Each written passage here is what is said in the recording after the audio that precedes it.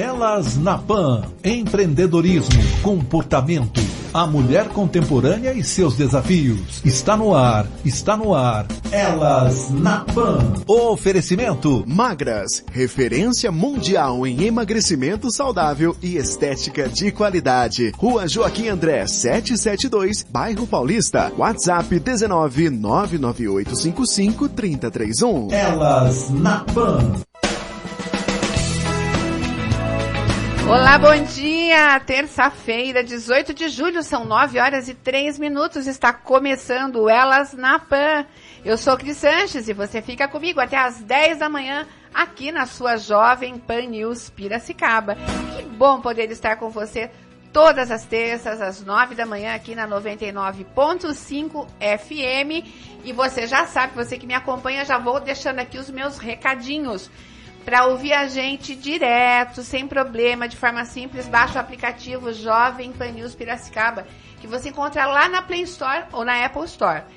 E essa, você já sabe, é a única emissora com notícias 24 horas de toda a região. Então, se você quer ficar bem informado o tempo todo, fica ligadinho aqui na Jovem Pan News Piracicaba. Para falar com a gente, tem vários canais. Olha, o WhatsApp da Pan News, anota aí, é o 971482932. Manda sua sugestão de pauta, manda seu oi, manda seu áudio, elogio, crítica. A gente está aqui para ouvir você. Tem também o Instagram, o perfil Jovem Pan News Piracicaba, @Jovem Pan News Piracicaba. Você pode ir lá também acompanhar, né, quem são os nossos convidados, mandar um direct, enfim, interagir com a gente. Tem o meu perfil, viu? Pode seguir lá também. Vou ficar feliz de ter você comigo lá no @Papo com Cris. E para fechar, no YouTube, o meu canal Papo com Cris, você pode conferir os programas anteriores. Lá tá tudo arquivadinho, bonitinho. Se teve um programa que você perdeu, vai lá para você ouvir tudinho. Bem, vocês já sabem que eu escolho a dedo as minhas convidadas e a pauta do nosso Elas na Pan, né? É sempre um trabalho de curadoria, é sempre um trabalho muito bem pensado sobre os temas que a gente traz aqui. Por aqui só passam mulheres poderosamente transformadoras, competentes, disruptivas, mulheres que fazem a diferença no mundo. Karina está aqui do meu lado. Não sei nem o que é essa última palavra. O que é disruptiva? Eu ia fazer a mesma pergunta. Você é uma mulher disruptiva. Então, daqui a pouquinho, olha lá, uma das minhas convidadas já deu um spoiler aqui. Daqui a pouquinho você vai saber quem está aqui no estúdio para mais um bate-papo daqueles que você gosta e eu também. Fica comigo, eu sou Cris Sanches, está começando o Elas na Pan. Elas na Pan. Como eu já disse aqui, né, anteriormente, ela já deu um spoilerzinho. Tenho ao meu lado aqui na bancada a luxuosa companhia de Karina Piscinato, minha companheira aqui de rádio, que quando pode dá o ar da graça. Bom dia, Cá. Bom dia, Sanches, tudo bem? Eu tô bem, e você? Eu tô... A terça-feira ameaça um solzinho sair ou não? Tô olhando aqui pela janela. Vai sair.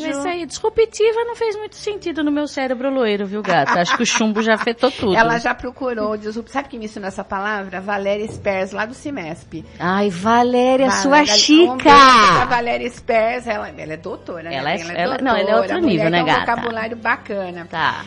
Bom, hoje eu quero abrir o programa... Karina e minhas convidadas, que eu já digo quem são. Eu quero abrir esse programa fazendo um elogio à Prefeitura de Piracicaba. Aqui no Jornal da Manhã a gente noticiou, né, pela primeira vez, o município, em parceria com o Centro de Reabilitação Piracicaba, que também é uma instituição fantástica, né, trabalho da dona Hilda Gobo, oferecerá atendimento a pacientes de 0 a 6 anos de idade incompletos com o transtorno do espectro autista, o TEA, bem como a seus familiares. Serão aproximadamente 800 atendimentos ao mês, quase 10 mil atendimentos ao ano. Eu não sei se isso basta, mas que é um bom começo, e a gente está aqui para aplaudir, com né, Karina? certeza absoluta. Né? É maravilhoso esse trabalho, né? Porque a gente sabe que os pais também precisam de ajuda. A gente estava até comentando de cuidadores, como a gente também precisa, e daí já cai nisso. Que bom que tem alguém que consiga ensinar quem cuida a cuidar. É isso. A lidar com as situações colocadas. É isso aí. O autismo, Cá, em crianças e adolescentes, bem como a saúde mental desse público, é a pauta que eu tenho para conversar hoje aqui com a médica psiquiatra, especialista em crianças e adolescentes, doutora Daniele Faria Miguel, que se mudou de Assis para Piracicaba recentemente e integra o corpo clínico do Instituto Neuros aqui de Piracicaba. A minha outra convidada, queridíssima, conhecida também há décadas, não vamos falar nem quanto aqui, né? A empresária do ramo de confecções femininas, Silene Maria Cesarim, sócia da marca Marcolina Prado, da qual eu sou grande fã, e que tem uma história muito bacana como empreendedora. Bom dia, doutora Daniele. Bom dia, Silene. Sejam muito bem-vindas ao Elas na Pan. Bom dia, gente. Vamos conversar um pouquinho hoje. Sobre psiquiatria, né, sobre doutora? Psiquiatria, saúde mental na criança e na adolescente. Sim. Você cuida da cabeça dessa meninada que tá aí, né? Que tá chegando aí e tá se colocando para entender aí os mistérios da mente e cuidar da saúde mental. Isso é muito legal. Bom dia, Silene. Bom dia, Cris. Bom dia, Karina. Bom dia a todos os ouvintes da PAN. É um prazer enorme estar aqui com vocês. Obrigada, viu? Obrigada por abrirem espaço na agenda de vocês aí para estar aqui com a gente nessa terça-feira. É sempre muito especial para a gente esse encontro que a gente tem com a nossa ouvinte. A gente tem homens também nos ouvindo, mas a nossa identidade aqui é puramente feminina. Eu recebo também convidados no estúdio, mas prioritariamente eu trago mulheres, como eu disse aqui, transformadoras, disruptivas. As disruptivas são aquelas que rompem com os padrões, entendeu? Rompedora. Isso, disruptiva, é mais bonito. Tá. Disruptivas. É mais chique, cara. Eu vou ter que anotar para lembrar. Marca porque você vai usar. Vai por mim, a sua filha é disruptiva. A minha filha está disruptando o meu cérebro.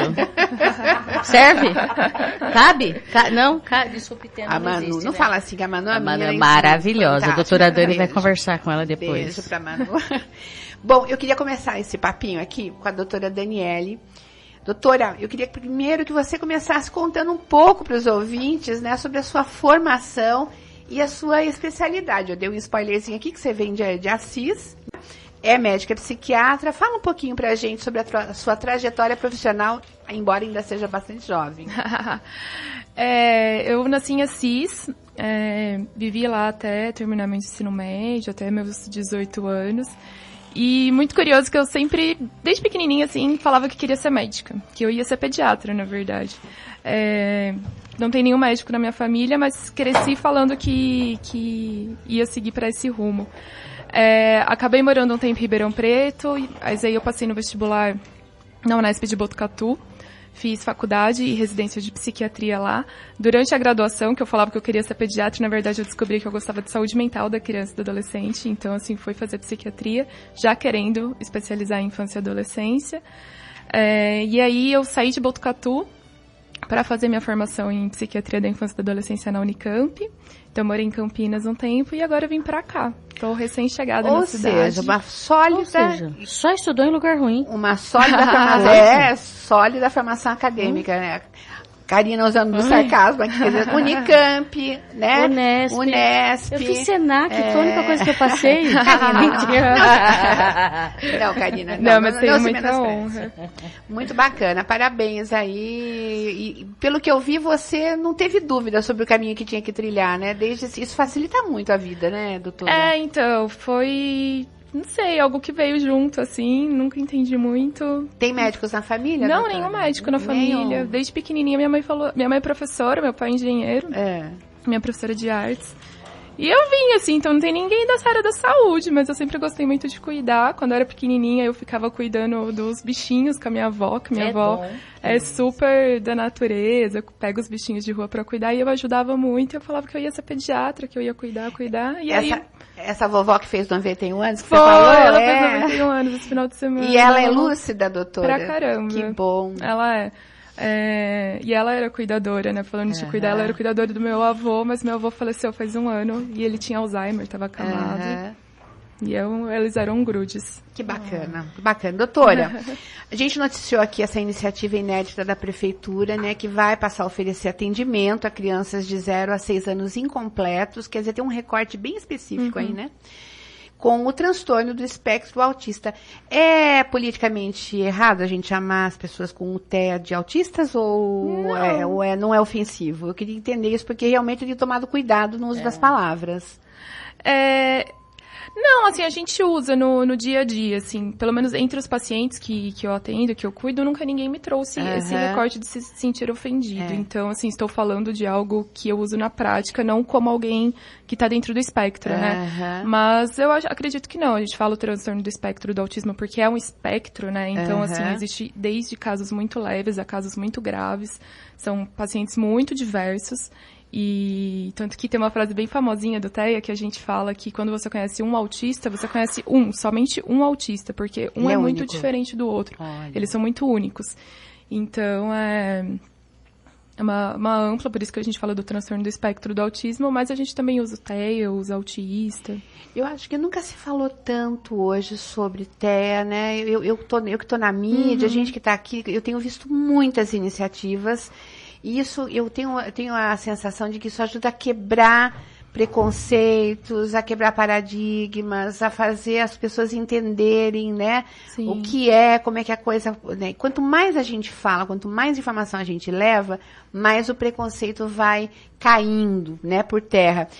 E aí eu queria saber um pouco a sua visão, como é que você vê o poder público, no caso em Piracicaba, proporcionando pela primeira vez esse acompanhamento nessa faixa etária de 0 a 6 anos incompletos a crianças e familiares, né? Qual que é a sua opinião a respeito disso, doutora? A gente tem visto realmente um número crescente de diagnósticos de autismo, né? Tem várias pesquisas que tentam entender um pouquinho disso, mas até agora o que tem mais claro é que realmente tem feito mais diagnóstico porque aumentou a informação. Então, hoje, que é o que a gente estava falando, antes ficava tudo muito escondido, né? Não tinha tanto o olhar para isso. E hoje tem se falado mais, as pessoas têm conhecido mais. E também, para a gente fazer um diagnóstico, a gente consegue incluir mais pessoas. Antes, pessoas que eram deixadas de fora do diagnóstico foram crescendo e tendo prejuízos lá na frente, na vida adulta, principalmente os casos mais leves. Então, hoje a gente consegue fazer esse diagnóstico e incluir eles dentro do espectro. Essa era a minha próxima pergunta, doutora. Me perdoe até interrompê-la, mas tudo que diz respeito à psiquiatria, me parece que o diagnóstico não é uma coisa que você ir num laboratório, tirar um sangue e falar, você tem tanto de colesterol bom, tanto de... né? É diferente na psiquiatria. A mente humana, não existe um exame laboratorial que, não sei se existem para outras patologias, mas no caso do autismo, do transtorno do espectro autista, quais são os sinais e comportamentos da criança que você apontaria, né, que deveriam despertar a atenção dos pais? E como é feito esse diagnóstico numa faixa etária, como nesse caso aqui, de 0 a 6, ainda tão jovem, né? Sim. Então, retomando assim, tem se feito mais esses diagnósticos, a gente tem que observar, já vou falar um pouquinho dos sinais, ótimo, mas é extremamente importante fazer nessa faixa etária mesmo mais nova, que é o que a gente chama do diagnóstico precoce, porque realmente evita esses grandes prejuízos no futuro. Então, melhora muito o tratamento e o que a gente chama do prognóstico, né? Então, da qualidade de vida do indivíduo quando crescer. Então, é possível já se fazer o diagnóstico precoce em menores de 6 anos, que tem alguns sinais. Então, normalmente, o que a gente observa nessa faixa etária? Pode ter atraso de fala, ou uma fala que não é eficaz. Então, assim, uma fala que a gente chama de não funcional. Então, é uma criança que não consegue manter um diálogo ali de acordo com a idade, né? A gente sempre tem que pensar no que é esperado para a idade. Então, assim, por exemplo, uma criança de 3 anos, ela já consegue conversar, manter um diálogo ali do jeitinho dela, mas já consegue. Então, muitas vezes as crianças com autismo não têm essa fala funcional. Você pergunta uma coisa e responde outra. Ou não tem interesse em brincar, em interagir, em socializar, ou só tem um interesse por pessoas mais velhas, não conseguem interagir com crianças ali ao seu redor. Ou até brincam junto às outras crianças, mas não brincam com. Então, muitas vezes elas brincam do lado, não tem essa troca junto. Pode ter também um brincar disfuncional, então, que é aquele clássico que a gente vê de empilhar, enfileirar. Tem vários vídeos que rolam na internet, assim, que eles colocam um carrinho enfileirado, assim, eles não estão brincando de estradinha, eles estão só... Organizando? É um brincar estereotipado, que a gente chama. Eles vão, tipo, enfileirando. Ou tem vídeos também de que as crianças vão colocando as compras que chegam, caixa de leite, uma atrás da outra. Ou empilhando as coisas. Eles formam padrões. É verdade que o autista, ele é um reconhecedor de padrões? É uma pessoa que consegue reconhecer não padrões? Não todos, assim, mas eles gostam dessas coisas. Categorizar. Então, tem no lugar que eu trabalho, a gente tem uma caixa de brinquedos. E tem os brinquedos das mesmas coleções, mas fica tudo lá jogado. Tem vários que chegam e vão separando as pokebolas, os carrinhos, os dominós. Eles vão, tipo, categorizando, ou separa por cor. Então, vários fazem isso, que não é um brincar funcional de você colocar dois bonequinhos interagindo, contar uma historinha, né? Eles também têm o que a gente chama das estereotipias, podem ter, né? Não todos. Mas que a gente chama de flapping, que é aquele balançar de mãozinha, ou fica pulando no mesmo lugar quando tá muito feliz ou quando tá muito triste, fica correndo em círculo, girando. Ou eles podem ter também os sentidos mais sensíveis ou menos sensíveis. E o que seria isso? É aquele clássico que a gente vê tampando o ouvido porque não tolera barulho muito alto, não consegue tolerar roupas. Então, tem muita criança que não tolera roupa nesse frio. Então, vai para o atendimento de chinelinho, shortinho e blusa. Porque eles não dão conta de ficar de roupa, não conseguem se cobrir. Mas eles sentem o frio e só não conseguem se cobrir?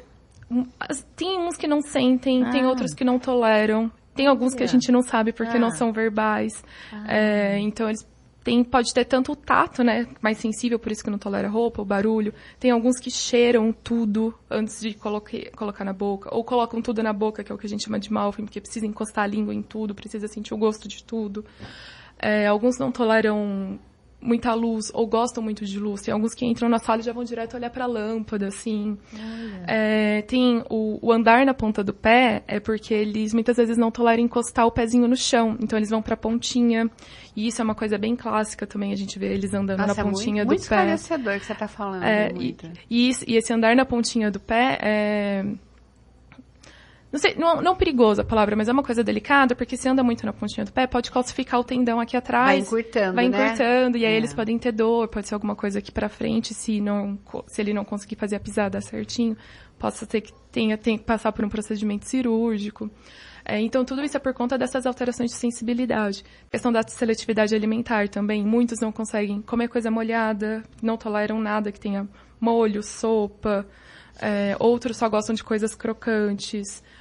Alguns só comem um tipo de coisa, só comem batata.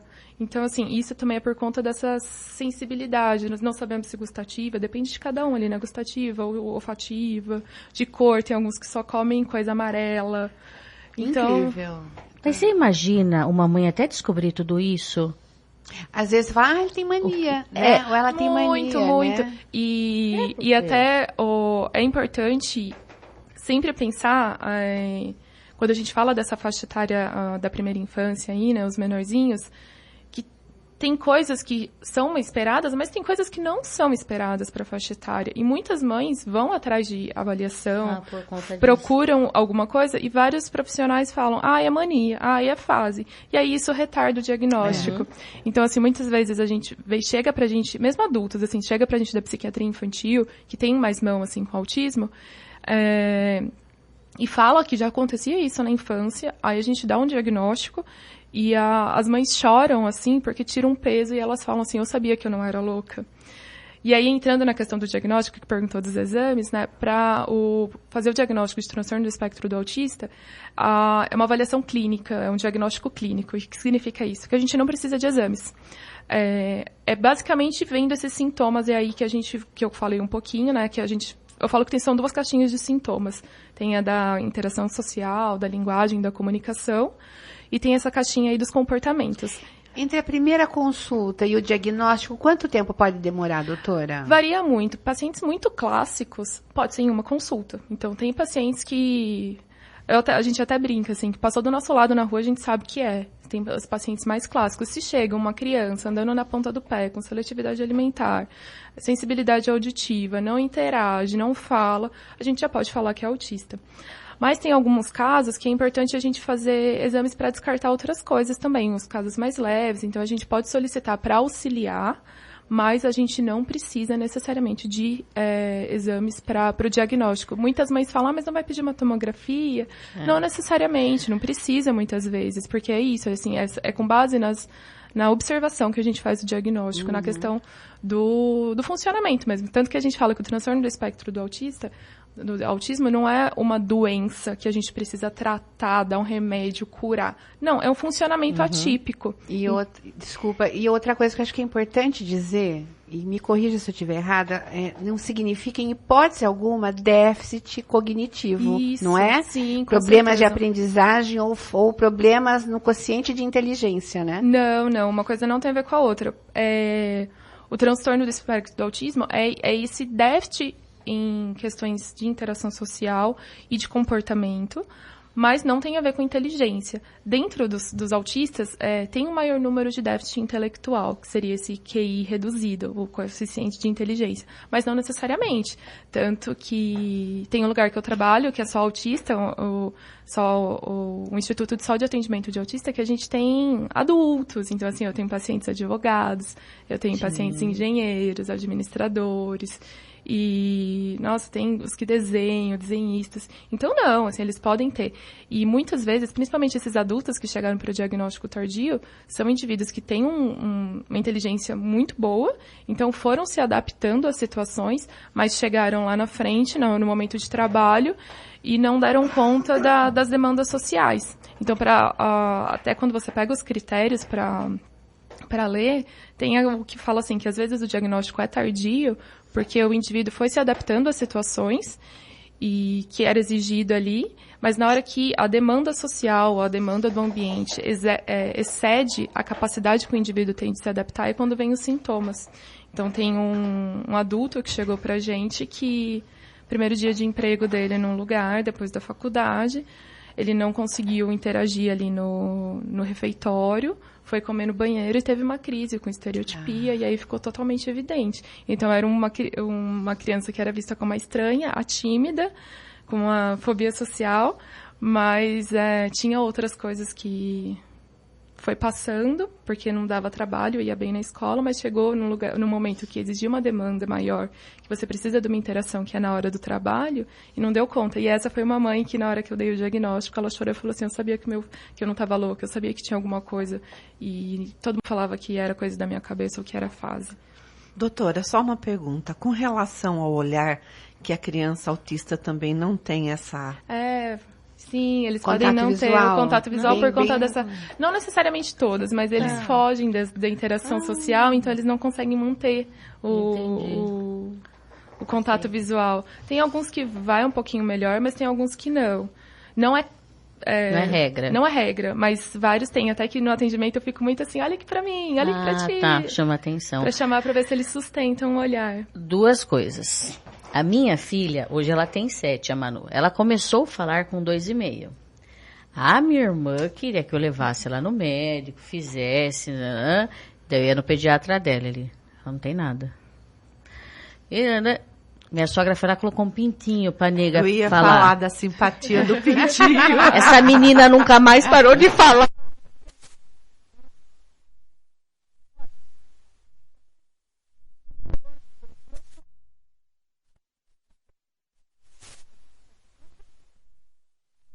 Dia que você pega o pintinho, coloca a criança, abre a boca, você coloca na boca da criança. 5 palavrões, pra quem ensinou isso pra minha sogra, porque essa menina fala até hoje, dormindo. Juro por fala Deus. mesmo. Vocês conhecem, ela fala dormindo, doutora, dormindo.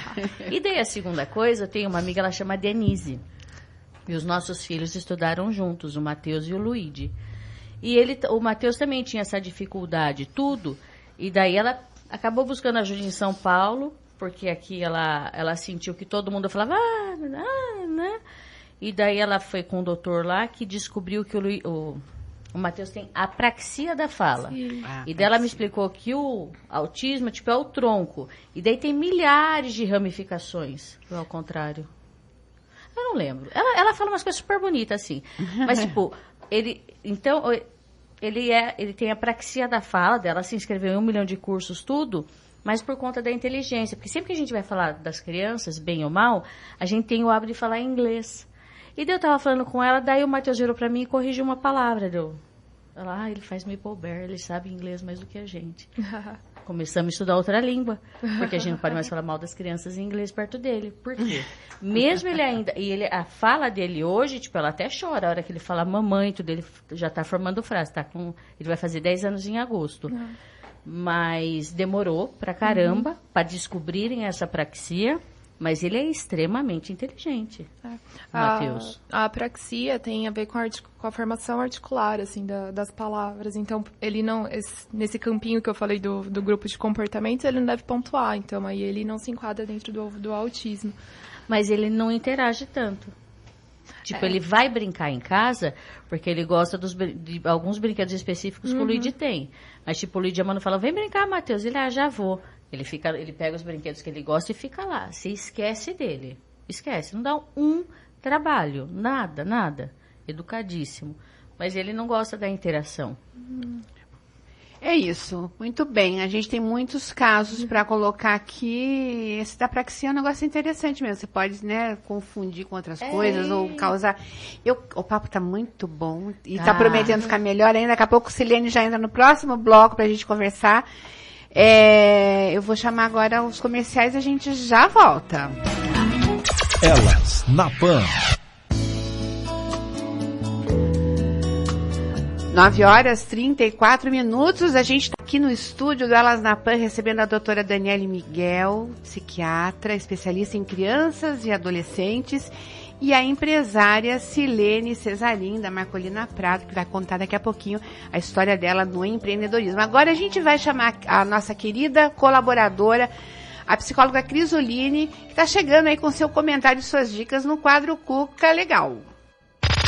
Cuca Legal. Olá, Cris. Olá, ouvintes da Jovem Pan News.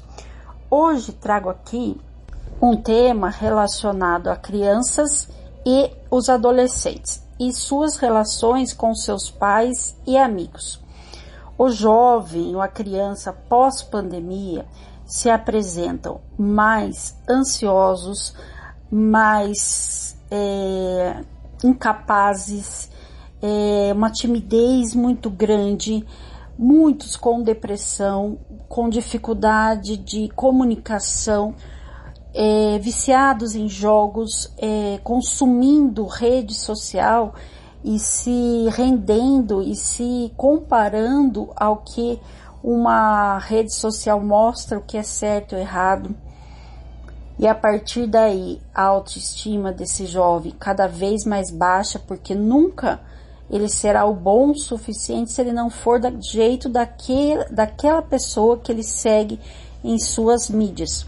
Percebo os jovens de hoje em dia bastante frágeis, eles estão procurando por pessoas, pais, mães, amigos e professores que olhem para ele da forma como ele é, e não julgando e não dizendo certo, errado, isso não é o correto. Antes de qualquer julgamento, ouça seu filho, seu sobrinho, seu neto, seu aluno. Tente entender o que ele está falando quando ele vem até você e desabafa um assunto que para ele é difícil. Ouvindo o que ele tem a dizer, né, que ele tem a falar sobre seus sentimentos, sobre suas angústias, se você, papai, mamãe, tios, amigos e professores, não souberem dar uma resposta e não souberem o que fazer, procure ajuda de um profissional. Tanto um psicólogo quanto um psiquiatra, que assim esses profissionais te darão uma base, um norte de como agir para poder ajudar da melhor forma este jovem. Então, papais e mamães, olhem para os seus jovens, eles estão sofrendo, eles estão buscando o olhar de amor, o olhar de carinho, um olhar de afeto de seus pais. Muitas vezes eles se demonstram fortes, os melhores, os mais bem resolvidos, mas em pequenas situações, em determinados momentos, você percebe o quanto ele está frágil. E o quanto aquele jovem, na verdade, ele quer que um pai e uma mãe veja o veja e que lhe dê colo novamente. Então, papais e mamães, e tios e professores, ouçam seus jovens, escutem o que ele tem a dizer e tentem ajudá-los da melhor forma que for possível. Meu nome é Cristiane Zulini, sou psicóloga e o meu Instagram é @CristianeZuliniPsicóloga. Até terça que vem. Um abraço. Psicóloga. Até mais e boa semana. 99,5 FM. Jovem Pan News Piracicaba. Elas na Pan. 9h39, estamos de volta com Elas na Pan, hoje recebendo a médica psiquiatra, a doutora Daniele Faria Miguel e a empresária Silene Cesarim. Eu quero aqui mandar um beijo para Priscila e para Bruna lá da Vila Resende, viu, Karina? São ouvintes cativas do nosso Elas na Pan. Quero mandar um beijão para elas. Beijão. E continuem ligadas aqui no Elas na Pan, viu? Bruna, viu, Priscila. Eu sei fazer. Beijo. Porque quem faz é o Bruno, né? Faz aí, Bruno, um beijinho. O beijo do Bruno que ele precisa gravar.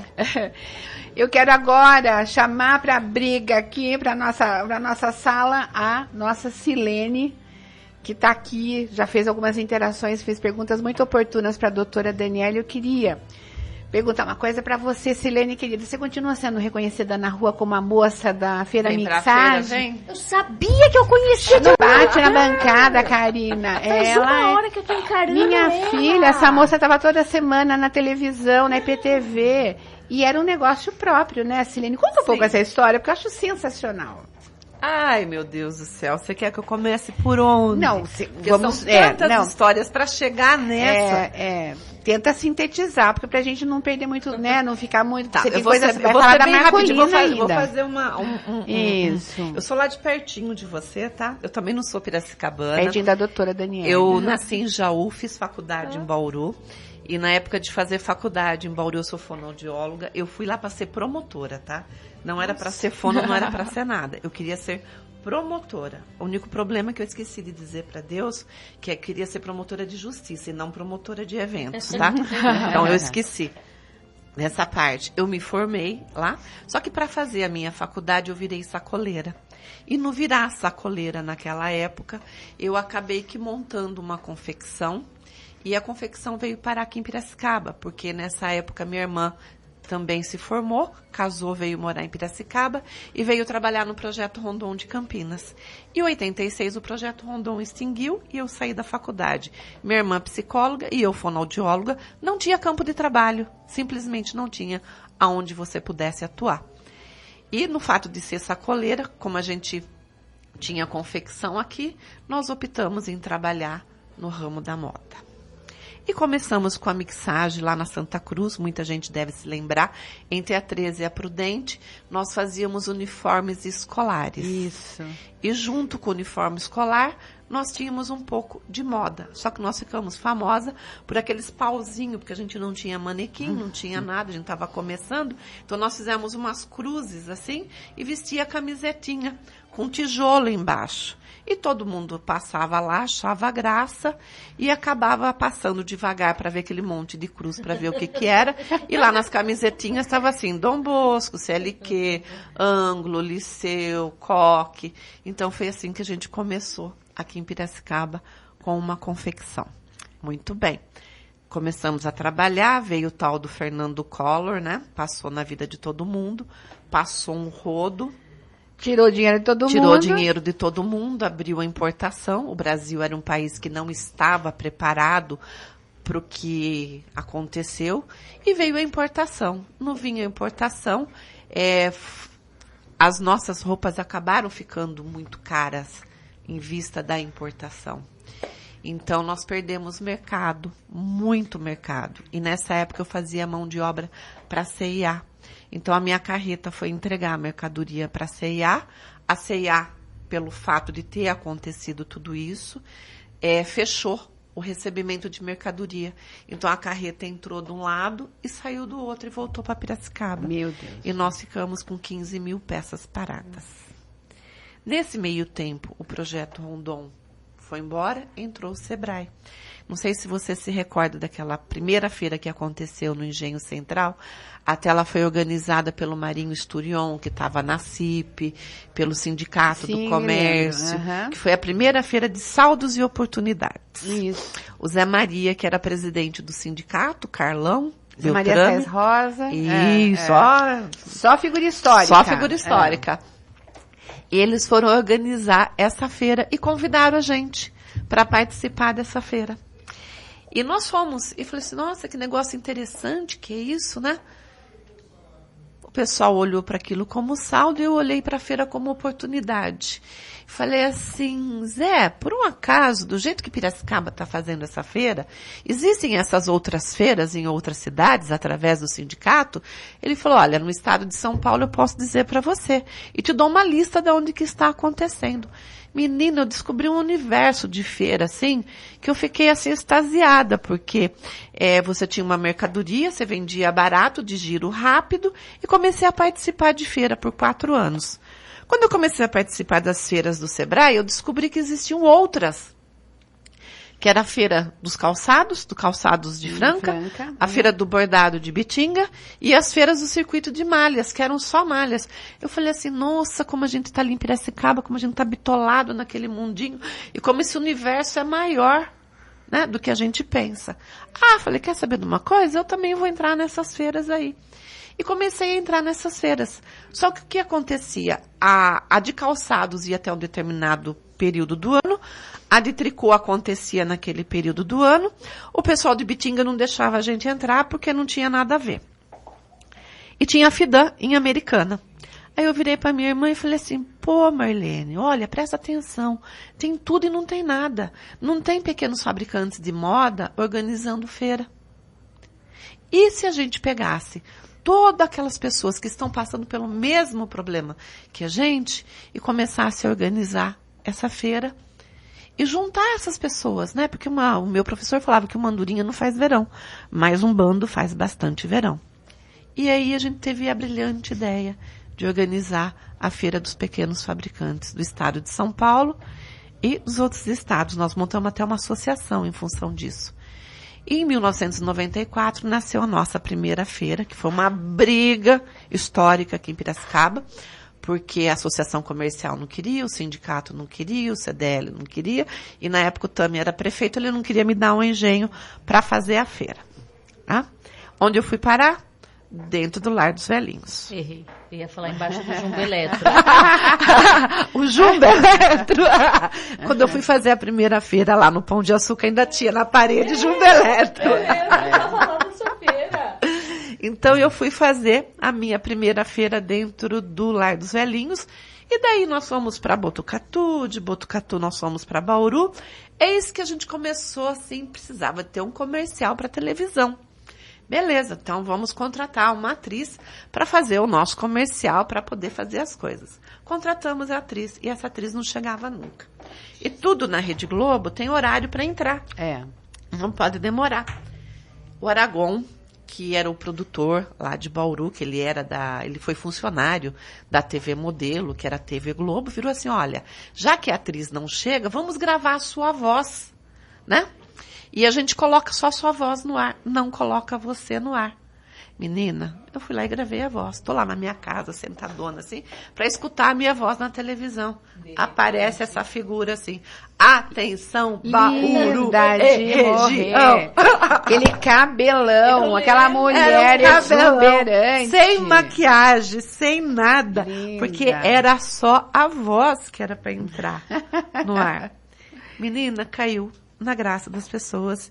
E eu passei 30 anos gravando. 30 anos você fez? 30 anos eu gravei. Não, você não sai da cabeça da nossa, assim, todo mundo da região aqui que acompanhou.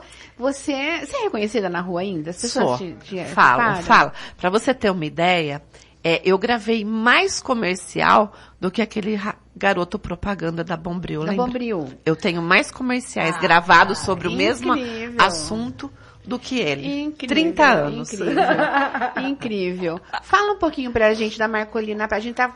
O programa tá quase indo pro final já. Fala pra gente da Marcolina Prado, que eu adoro. Onde Karina. fica? Onde fica? Então vamos lá. A loja Marcolina Prado é uma loja que foi criada, na verdade, assim, dentro de todo o meu histórico, né?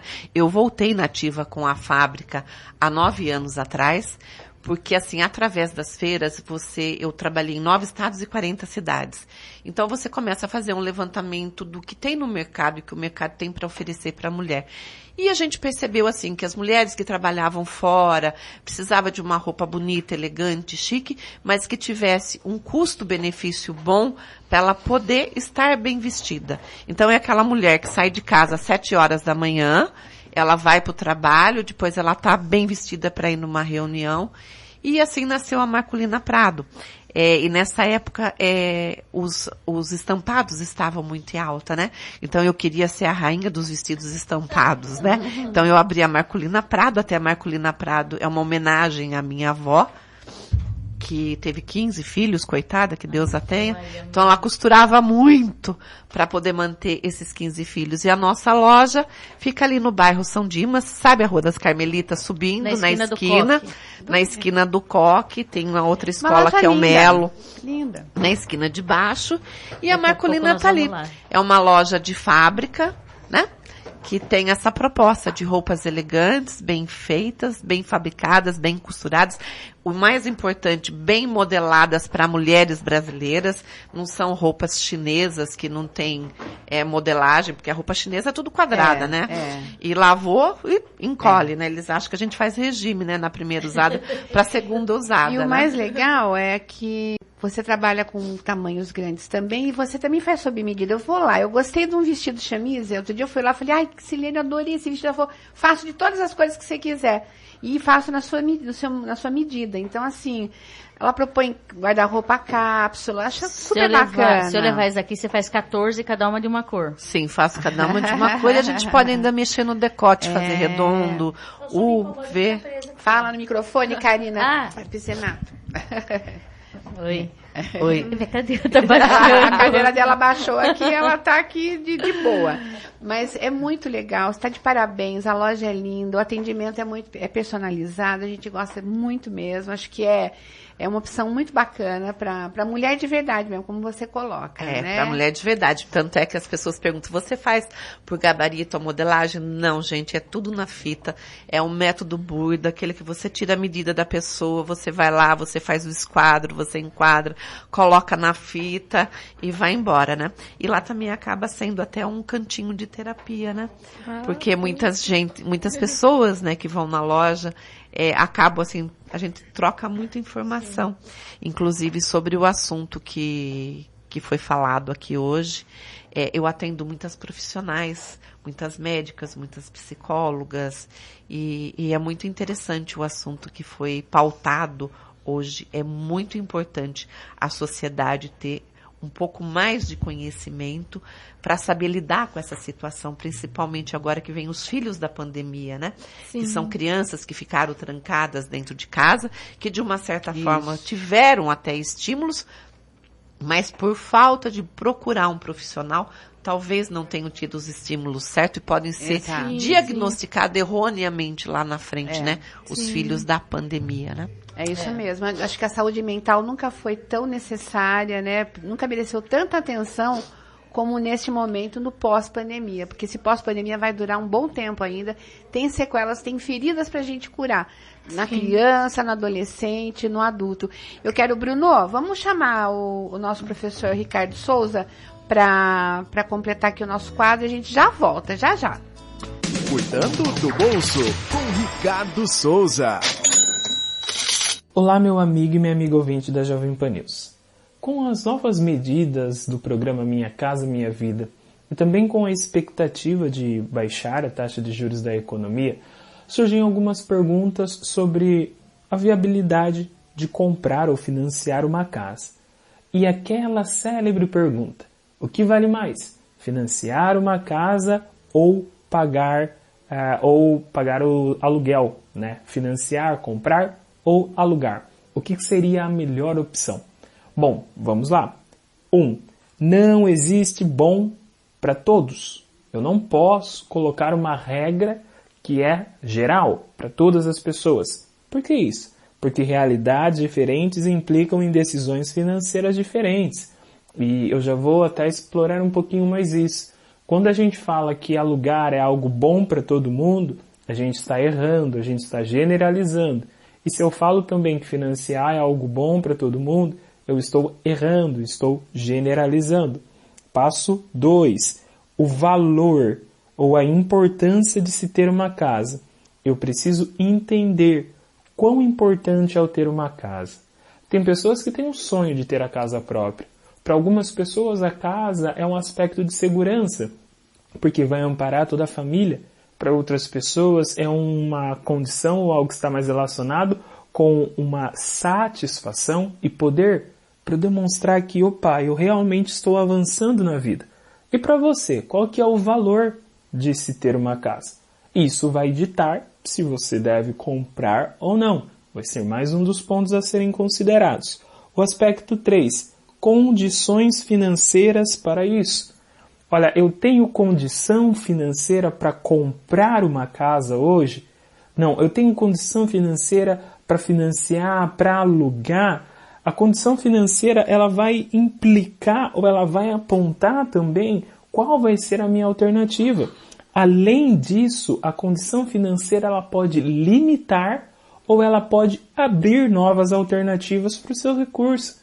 Quando alguém fala, olha, que alugar é uma boa, é porque vai pegar aquele recurso, às vezes investir o recurso e ter um rendimento para pagar o aluguel. Mas isso não é a realidade de todos. Então eu preciso entender qual é a minha realidade. E o quarto ponto a ser pensado é um plano para os próximos anos. Se eu estou pensando em ter uma vida um pouco mais versátil, em morar em um lugar, morar em outro, o aluguel é melhor. Agora, se eu estou pensando em fixar residência, aí ter uma casa é melhor. O que eu não posso é entrar em um financiamento que vai comprometer 10, 15 anos e pensar nessa mobilidade, porque o financiamento vai engessar não apenas o aspecto financeiro, como também o aspecto de local de habitação. Pensando nesses 4 aspectos, você vai tomar uma decisão melhor quanto a alugar, financiar ou comprar a casa própria. Saúde financeira a todos nós. 10 horas em Piracicaba e a gente vai encerrando Elas na Pan por aqui, que daqui a pouquinho tem Morning Show. Eu quero agradecer a Silene Cesarim, a doutora Daniele e Miguel pela presença aqui na Elas na Pan. Fala, Karina. Gente, eu tô com o celular de uma, endereço da outra, pede no WhatsApp que a gente manda pra todo mundo. O WhatsApp da rádio é 1997-97148-2932. Ou no nosso direct do Instagram, @JovemPanNews Piracicaba. Um beijo, Piracicaba. Até terça-feira que vem.